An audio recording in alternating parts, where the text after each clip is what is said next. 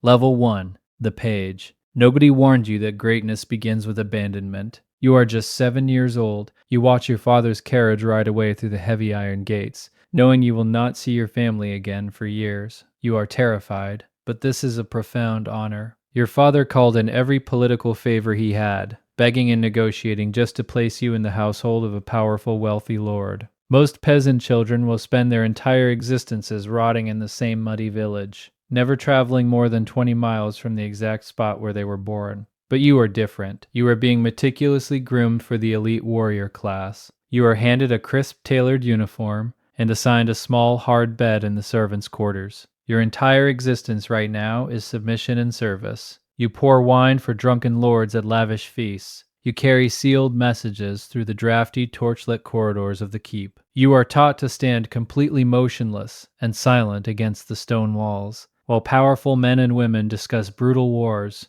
arranged marriages, and political betrayals right in front of you. You are practically invisible, but you are absorbing every single detail. You watch the veteran knights in the training yard, studying how they move, how they draw their steel, and how they command absolute respect without ever raising their voices. The Lord's wife takes charge of your refinement. She teaches you the complex rules of high society, how to bow, how to speak, and how to dance. She forces you to play chess for hours, punishing you when you lose, teaching you the harsh reality of strategy, patience, and the brutal necessity of sacrificing your own pieces to secure a victory. The castle chaplain beats Latin and scripture into your head until you can read and write, skills that 99% of the population will never possess. But you are not here to be a scholar. You are here to become a weapon. In your spare hours, you swing heavy wooden swords until your hands bleed. You wrestle other pages in the dirt. You ride unbroken horses bareback until your thighs are raw and bleeding. The castle's master-at-arms is always watching from the balconies, silently deciding which boys have the iron will to progress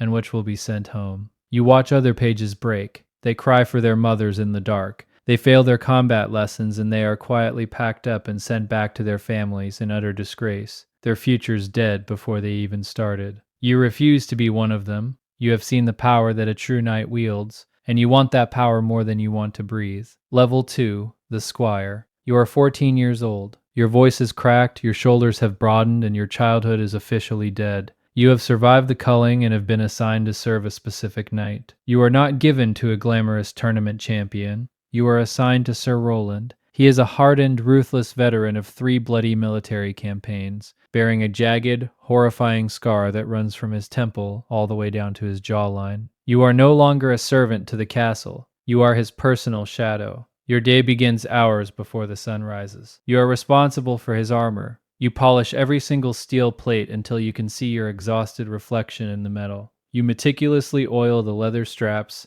checking for rust, for dents, for any microscopic weakness that might cause a blade to slip through and end his life. You feed, groom, and saddle his war horses. His primary mount, the destrier, is not a pet. It is a violent, aggressive, 500-pound monster that has been specifically trained to bite, kick, and trample human beings to death in the chaos of battle. You treat the beast with a mixture of profound respect and sheer terror. You carry Sir Roland's heavy weapons. You carry his family banner. You sleep on the cold stone floor outside his chamber door like a guard dog. When the call to war finally comes, you do not get the glory of the charge. You carry the spare lances. You bring a fresh, rested horse just in case his mount is violently killed beneath him. You are strictly forbidden from entering the combat yourself. Your only job is to watch, learn, and stay alive. You witness your very first battle from the muddy ridge overlooking the valley. It is nothing like the songs the bards sing in the great hall. It is sheer, terrifying chaos.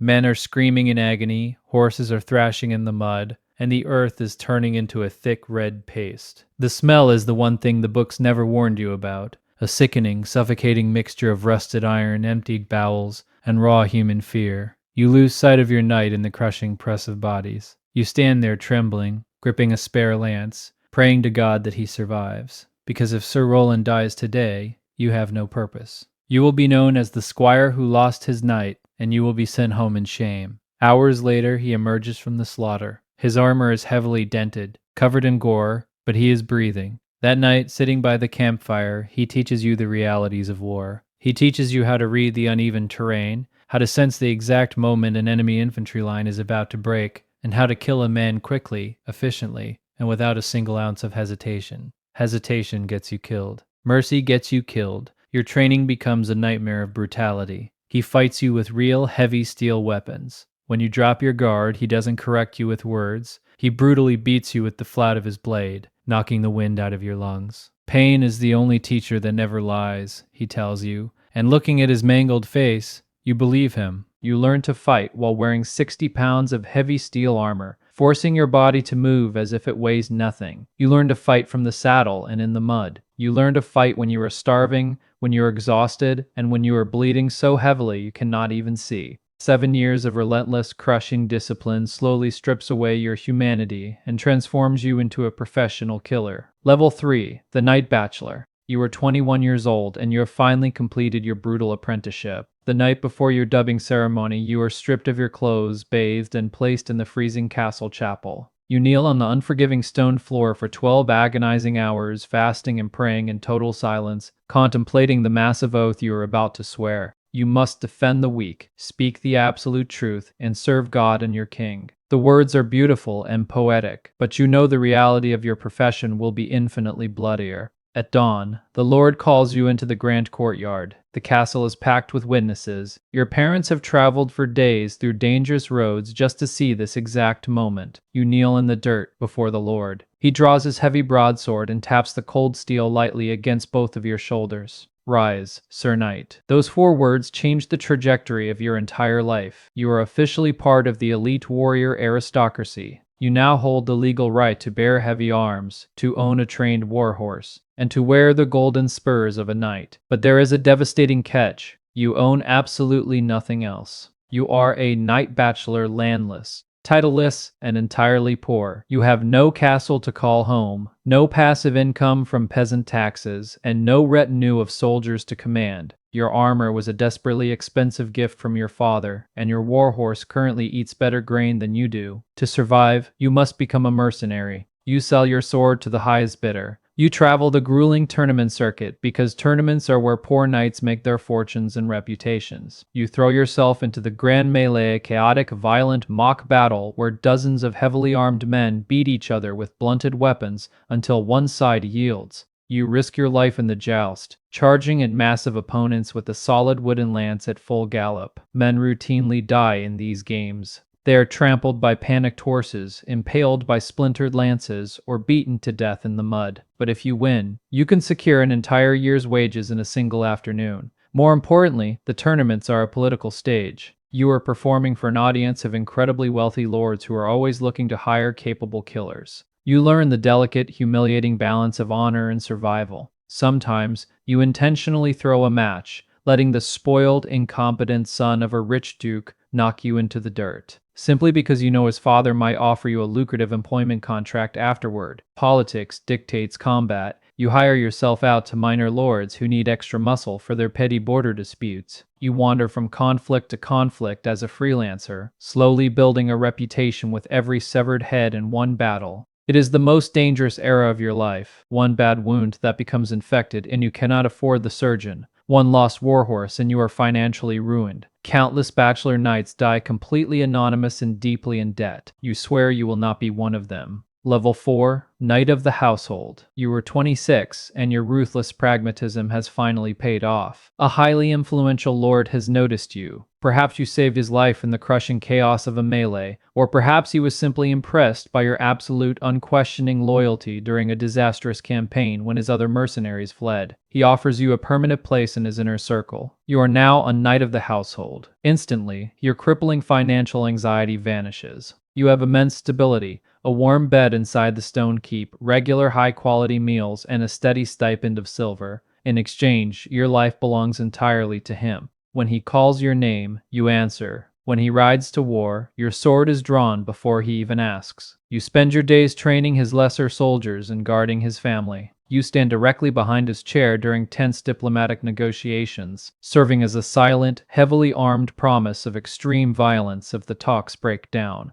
You are welcomed into a tight-knit brotherhood. The household knights eat together, train together, and bleed together. You know with absolute certainty that these men will step in front of an arrow for you, because they know you would do the exact same for them. That bond forged in combat is infinitely stronger than blood. Because you are highly capable and discreet, the Lord begins trusting you with deeply sensitive tasks. You are no longer just a blunt instrument of war. You are sent to escort his vulnerable daughter across hostile territory for her arranged wedding. You are trusted to deliver spoken messages to rival lords' messages, so treasonous they can never be written down on parchment. You are ordered to quietly investigate rumors of treachery within your own lord's court. You are slowly transitioning from a frontline soldier into a political operative. You learn to read the invisible currents of power, who is secretly rising in influence, who is falling out of favor, and who is quietly preparing to betray the Lord. You realize a terrifying truth that changes your perspective forever. Wars are won and lost in the quiet whispers of council chambers just as often as they are decided on the blood-soaked battlefield. Level 5. The Knight Banneret. You are 32.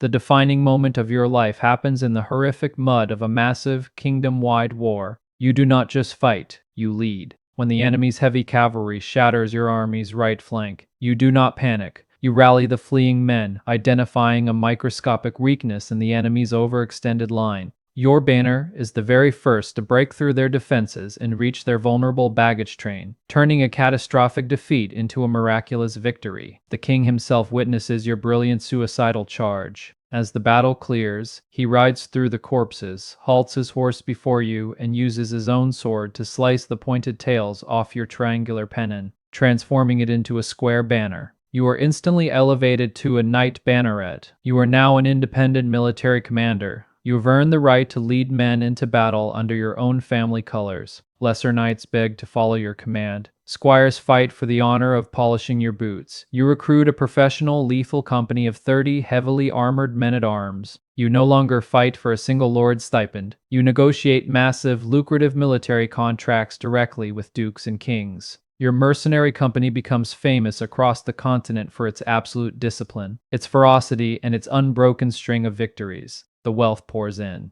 You purchase the finest custom-forged Milanese plate armor. You ride the most expensive, massive war horses. You are practically running a mobile military corporation. You hire a herald to loudly announce your terrifying reputation at tournaments, a clerk to meticulously manage your overflowing finances, a skilled surgeon to quickly stitch up your men, and a priest to give last rites to the ones who don't make it. But leadership is a crushing, lonely burden. Every campaign is a cold calculation of profit versus human life. You look at a fortified hill and must decide, how much gold is the king willing to pay, and how many of your men will die taking it. When you make a tactical error, your men are slaughtered and their starving widows curse your name in the streets. When you make the right call, you get the glory, and your men get shallow graves anyway. The psychological toll is immense. You drink far more wine than you used to. You pray in the dark far more often. The sheer, suffocating weight of command is infinitely heavier than any suit of armor you have ever worn. Level 6. The Castellan. You are 38. The king has realized that he doesn't just need men who can conquer. He needs men who can hold what has been taken.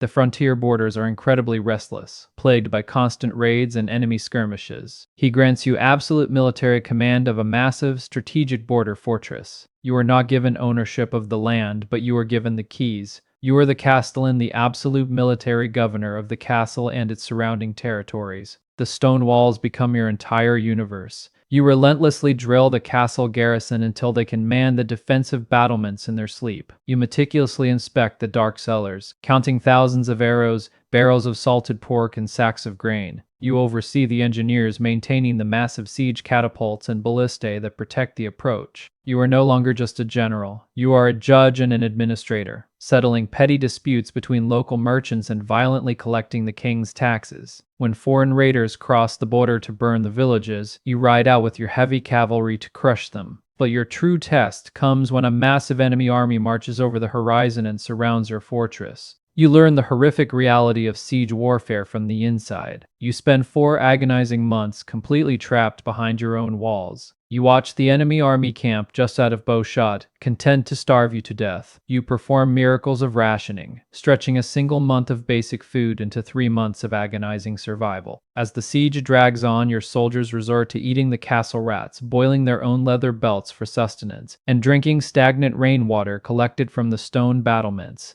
Dysentery breaks out. Men die in the courtyard, their bodies bloating in the sun. Morale shatters, and your own lieutenants begin whispering in the shadows about mutiny and surrender. You do not break. You hold the starving, terrified garrison together through the sheer, terrifying force of your own will. You execute a mutineer to send a message. You negotiate with the enemy commanders at the gates, feeding them lies, buying precious time for a royal relief force that you know deep down might never actually arrive. Finally, the winter snows hit, the enemy's supply lines collapse, and they are forced to withdraw. You didn't win by crossing swords, you won by outsuffering them. When the king hears how you held his vital fortress against impossible odds, he realizes you are completely indispensable. Level 7, the Baron. You are 45. The king summons you to the capital. In the breathtaking expanse of the Great Hall, surrounded by the wealthiest and most arrogant nobility in the realm, you kneel on a velvet cushion. The king does not give you gold. He grants you the ultimate permanent prize, real land. He gifts you sprawling estates, dark forests, and highly profitable villages filled with hundreds of peasants who now owe you their labor, their taxes, and their lives. He gives you absolute ownership of a fortress. You are officially raised to the nobility. You are a baron. Your bloodline, once completely obscure and common, has been permanently elevated into the elite aristocracy of the realm. Your children will inherit your titles. When the news reaches your elderly father, a man who was just a minor, struggling knight himself heaps openly with joy. Every sacrifice he made to send you away as a 7-year-old page has been entirely justified. But true nobility is a viper's nest of obligations and politics. You owe the king 40 days of fully funded military service every single year. You must attend his royal court whenever summoned, forcing you to leave your lands for months to stand in grand halls filled with sycophants, backstabbers, and schemers. You quickly learn that love is a luxury for the poor. Legacy is the only thing that matters. You arrange a loveless marriage for your daughter, binding her to the son of a neighboring baron, simply to secure a military alliance against a mutual rival. You force your son to marry the plain daughter of a wealthy merchant because you desperately need her massive dowry to repair your crumbling castle walls and fund your next military campaign. You hold the power of life and death over your peasants. When a man steals bread, you order his hand chopped off. When a man murders his neighbor, you watch him hang from the gallows you built. Your word is absolute law in your domain. The power is deeply intoxicating, but it puts a massive target on your back. The older established barons watch your rapid rise with bitter, consuming jealousy. They view you as an upstart. They constantly probe your borders, look for weaknesses in your alliances, and wait for you to make a single political mistake so they can tear you down and divide your lands among themselves. Level 8, the Earl. You are 52. A massive, violent rebellion erupts in the north, threatening to tear the entire kingdom apart. The king desperately needs soldiers, and you answer his call with a terrifying display of your personal power. You do not just bring your required quota, you march into the royal camp with 200 heavily armored knights and 1,000 disciplined men-at-arms. It is the largest private military force any baron in the realm could possibly muster. At the decisive Battle of the Marshes, your tactical brilliance saves the crown. While the king's generals hesitate, you spot the fatal flaw in the rebel formation. You personally lead the vanguard charge, your massive square banner snapping in the wind, shattering the enemy line. The rebel leader dies with your sword driven through his chest. In the aftermath, amidst the smoke and the slaughter, the king elevates you once again. You are named an earl. You are now a count, one of the supreme great lords of the entire kingdom. You command a territory larger than some independent nations. Dozens of lesser barons now owe you their direct fealty. Your passive income from taxes and trade exceeds what a normal man could earn in 1,000 lifetimes. You field a private army that directly rivals the king's own royal forces. You sit at the highest table of the royal council, whispering directly into the king's ear, advising him on matters of global war, international peace, and crippling taxation. But at this altitude, the air is thin and incredibly dangerous. The other earls do not just envy you, they actively fear you. Your immense power diminishes their own influence. They begin whispering poison to the king when you are not in the room. Is the new earl growing too powerful? Does he have ambitions for the throne itself? Could his massive army be turned against the crown? You must navigate this treacherous political minefield every single day. You neutralize your enemies before they can strike. Sometimes neutralize means arranging a clever political marriage to bind a rival family to your own. Sometimes it means blatant bribery, buying the silence of a corrupt judge. And sometimes it means paying a man to slip a few drops of tasteless poison into a rival earl's wine goblet. The official history books will record your grand public victories, your honor, and your noble deeds. But the dark, bloody truth of what you do in the shadows to maintain your empire will die with you. Level 9, Champion of the Realm, the Legend. You are 60 years old. You have fought in every major, defining conflict of the king's reign. You have commanded his vast armies, crushed his rebellions, and when a foreign empire tried to invade the shores, you were the general who drove them screaming back into the sea. When the king's own ambitious brother raised a treacherous revolt, you personally captured him and dragged him in chains to the executioner's block. To honor your lifetime of absolute bloodshed and loyalty, the king grants you the ultimate mythic title, the Champion of the Realm. This is not a ceremonial honor. You are the literal, human embodiment of the crown's wrath. When a foreign prince insults the king, you are the one who rides out to fight the duel in his place. When the highest justice in the land demands trial by combat, you represent the throne. You're a living legend. Your custom-forged armor is worth more than a small fortress. Your sword has a name, and drunken bards sing ballads about it in taverns across the entire continent. Children swing wooden sticks in the muddy streets, pretending to be you. Ambitious young squires dream of just carrying your shield. Master painters are commissioned to create massive portraits of your victories that will hang in the great halls for centuries to come. But behind the myth, the reality is agonizing. You are old. The dozens of scars crisscrossing your body ache violently when the winter frost sets in. Your sword arm is undeniably slower than it was when you were a household knight. Your reflexes have been dulled by age, exhaustion, and accumulated concussions. You survived wounds that would have easily killed lesser men, but every single survival took a heavy, permanent toll on your body. You look out into the castle courtyard and watch the young, 20-year-old bachelor knights training in the sun. They look at you the exact same way you once looked at the old champions when you were a boy.